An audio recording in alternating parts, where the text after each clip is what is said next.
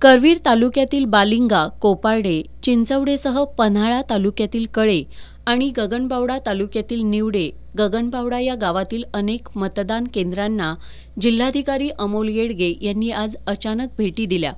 यावेळी मतदान केंद्रावर काय सुविधा हव्या आहेत याबाबत निवडणूक आयोगाच्या सूचनांचं पालन करण्यास सांगितलं। मतदारांना मतदानासाठी प्रोत्साहित करण्याकरिता अंगणवाडी सेविका, शिक्षक, ग्रामसेवक, तलाठी आणि अन्य शासकीय कर्मचाऱ्यांनी प्रशासनाला सहकार्य करण्याच्या सूचना त्यांनी दिल्या।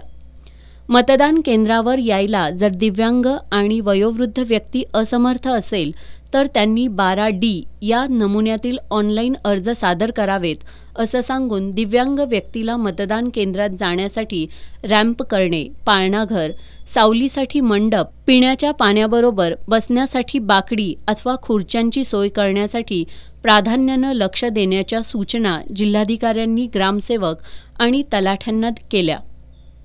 यावेळी सहाय्यक निवडणूक निर्णय अधिकारी तथा जिल्हा पुनर्वसन अधिकारी वर्षा शिंगण, पन्हाळा तहसीलदार माधवी शिंदे, गगनबावडा तहसीलदार BJ गोरे, मंडल अधिकारी विनायक लुगडे, केंद्रस्तरीय अधिकारी, सर्कल अधिकारी आदी उपस्थित होते।